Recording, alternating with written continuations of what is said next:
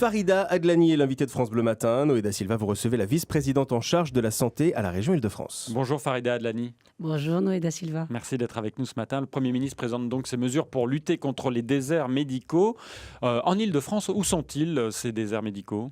Alors il y a un constat et la région Île-de-France est le premier désert médical en France, avec 6% de généralistes et en moins entre 2010 et 2016.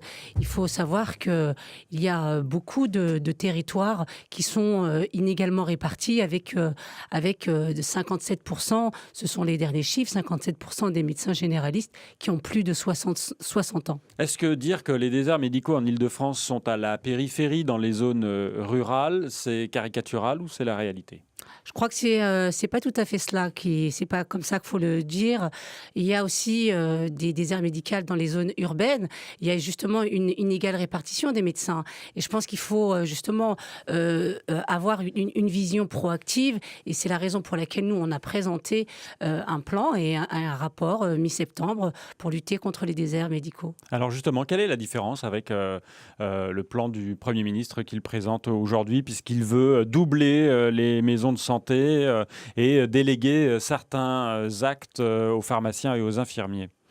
Alors, doubler les maisons de santé, nous, je ne sais pas s'il faut doubler les maisons de santé. En tout cas, nous, dans notre plan, on voudrait aider tous les médecins, tous les professionnels de santé avec une démarche pragmatique et non idéologique. On va aider autant les médecins en secteur 1 que les médecins en secteur 2. Mais vous les aidez comment ? C'est-à-dire à se regrouper pour qu'ils créent des maisons de santé ou vous les aidez juste pour qu'ils aillent s'implanter dans des zones où il n'y avait pas de médecins ? Alors d'abord, si vous me le permettez, il y a d'abord une problématique sur le zonage. Aujourd'hui, il y a un zonage qui considère qu'il y a un pourcentage de la région Île-de-France qui est en carence. On sait bien que ce zonage est complètement désuet et que nous, on va avoir une démarche proactive. Parce qu'aujourd'hui, quand on considère qu'un médecin est inscrit à l'ordre des médecins, on considère qu'il travaille. Or, plusieurs médecins, d'abord, n'exercent pas, travaillent dans des laboratoires ou ont une activité partagée avec une activité libérale qui est très minime. Donc, on va s'appuyer sur les collectivités, on va s'appuyer sur les diagnostics, parce que moi, quand je vois les médecins, les collectivités et les maires en particulier, quand ils viennent me voir dans mon bureau, qu'est-ce qu'ils veulent ? Ils me disent, je veux un médecin. Ils ne disent pas, je veux un médecin en secteur 1 ou en secteur 2, je veux un médecin. Et nous, on va les aider financièrement.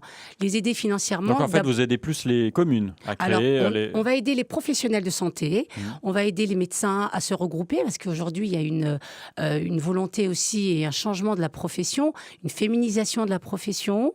Il faut aider les professionnels de santé sur l'investissement, sur la sécurisation des cabinets. C'est un vrai problème, la sécurité. Beaucoup de professionnels de santé ne s'installent pas pour des problèmes de sécurité. Oui, je vois qu'il y a une aide à la sécurisation des locaux. Ça, c'est une particularité de l'Île-de-France ?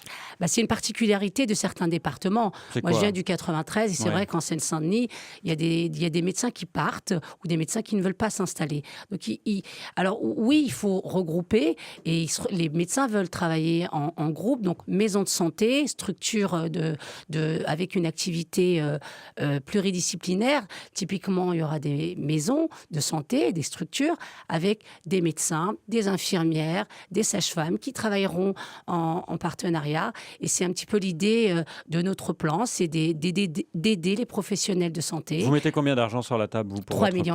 3,5 millions. 3,5 millions qu'on met avec... Une maison de santé, ça coûte combien ? J'ai pas les chiffres pour vous dire les choses, mais la maison de santé, aujourd'hui, il faut pas dire qu'on ouvre une maison de santé, il faut trouver des médecins.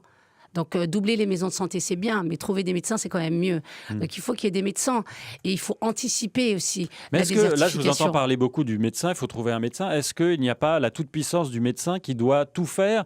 Et dans le plan vraisemblablement annoncé par le Premier ministre aujourd'hui, la ministre de la Santé, qui sera également sur place en Haute-Vienne, veut décharger les médecins de certains actes et aussi décharger les urgences en confiant des actes aux pharmaciens, aux infirmiers. Qu'est-ce que vous en pensez ?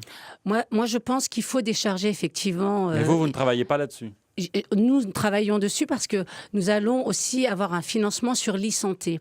Aujourd'hui, il y a une lourdeur administrative qui incombe aux professionnels de santé et développer l'e-santé permettra justement de donner du temps médical aux professionnels de santé. Donc oui, on aura l'e-santé, il faut anticiper. Il ne faut pas dire il y a un désert médical. Quand on sait qu'un médecin part en retraite dans 2 ans, il faut l'anticiper. Et comment on l'anticipe ? On l'anticipe en faisant des diagnostics, on l'anticipe aussi en donnant des bourses aux jeunes professionnels de santé. Et j'espère que cet après-midi, dans le plan qui sera annoncé, il y a aussi le sujet des étudiants pour qu'ils s'installent. Aujourd'hui, on sait que les étudiants en médecine générale, donc 6 mois. 6 mois de stage dans une zone, c'est trop peu. Il faut qu'ils soient il faut qu'ils donnent plus de temps, plus de stages en libéral. Et à ce moment-là, ils pourront s'installer. Et c'est la garantie qui s'installe, en tout cas pour... Ça, on l'aura dans le détail, évidemment, des annonces cet après-midi avec le Premier ministre Farida Adlani, vice-présidente de la région Île-de-France en charge de la santé. Merci d'être venue pour revenir sur votre plan santé que vous avez présenté, vous, à la mi-septembre sur les déserts médicaux. Interview à retrouver en vidéo francebleu.fr. Merci beaucoup, bonne journée. Merci à vous.